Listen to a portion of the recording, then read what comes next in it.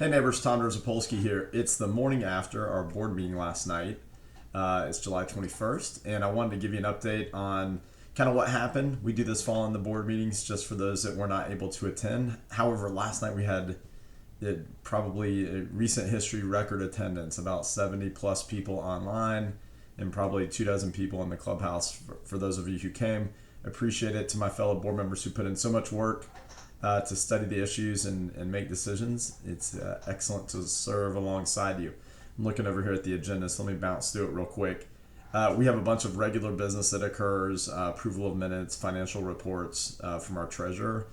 Anytime anybody has questions about our budget, the assessment, where things stand, what are our reserve categories, that's all openly discussed. It's all available to you as an owner. And we have a portal online in AppFolio where lots of those documents exist. Anytime you want them, log in, take a look, check them out. So that's done in a really transparent way. I love that. We received a manager's report from our manager, Miss Suzanne Bishop, where she kind of rolls through highlights of the past month. We had an update on Camp Life. It's our new online registration system. So very soon, your guest, whether it's family or renters, whatever the case may be, will log in online, provide their information, acknowledge forms, pay, and the vision is pull into the gate, give their name, receive their folder, go to their site.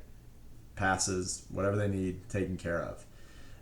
And we're going to work to get to that level of efficiency. But we got a good detailed report on where that is and how it's being spun up and tested. Miss Angie Singletary, our board member, gave an update on signage in the community and where that is. And then we got into new business. We reviewed the back fishing pier, and the board voted 7 in favor and 1 opposed to repairing the fishing pier now.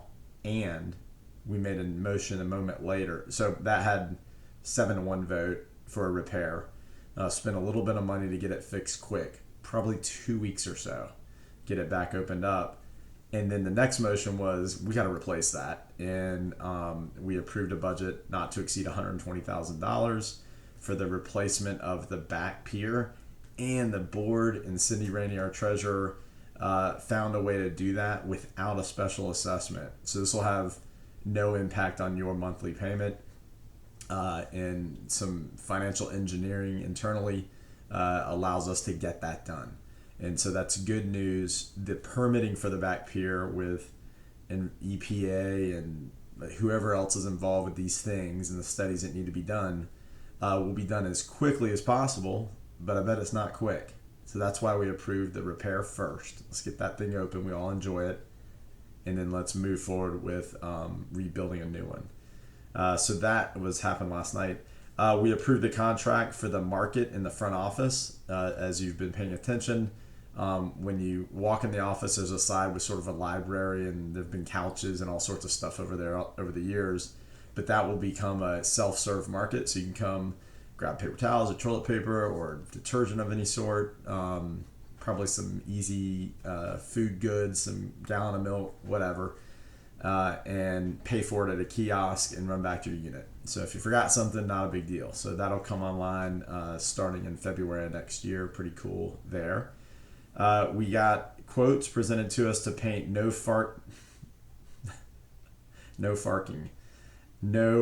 parking fire lane stripes in front of our fire hydrants. And the board approved spending money on that and doing that. In addition, we're developing a policy for enforcing that. It is important. This is the second or third of many communications I'll be sharing with you, not because I'm excited about it, but because I want you to be informed that parking in a fire lane that's marked in that manner in front of a fire hydrant will result in a towing of the vehicle. This is completely avoidable. There's no reason for you to have your vehicle towed, because we're going to communicate that it will be, and it'll visually be evident, and so this shouldn't bother you at all. But that's happening. The next line item was, and that passed unanimously. The market store passed unanimously. Quote for painting the no parking fire lane passed unanimously. And then the next subject was the emergency access lane discussion. This is the concept or the idea that we need to keep our roads open for emergency vehicles, and that we have a certain level as a community of responsibility to do so. And many of the board members believe that our level of responsibility extends so far that we've got to, at all times, have lines painted in the community that cars cannot extend past or they'll be towed. This was not a unanimous decision. It was actually a pretty close decision. We had 8 board members present. 5 were in favor of this motion.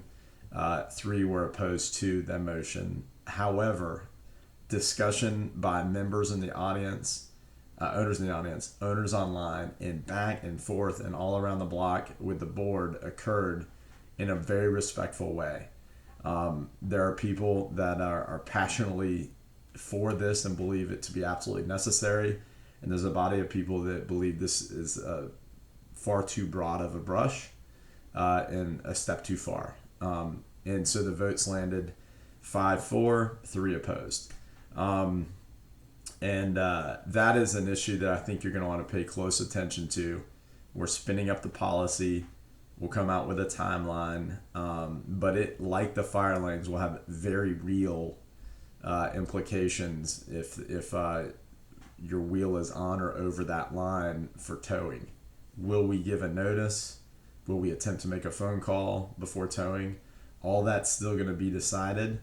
And I would pay attention to that moving forward. We approved the budget committee roster. We approved the governing document committee roster. We approved the very nuanced little necessary vote by the board regarding IRS revenue ruling 70-604. Cindy Rainey explained that, and the board supported that unanimously along with those rosters.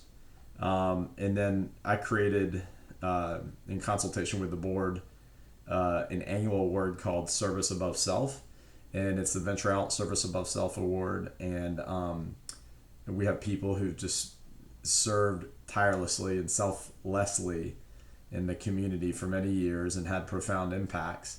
And so we'll be giving that award out at our meeting in August. And I did mention who I intend to present with that award last night, or honor with that award last night. And those in the audience heard.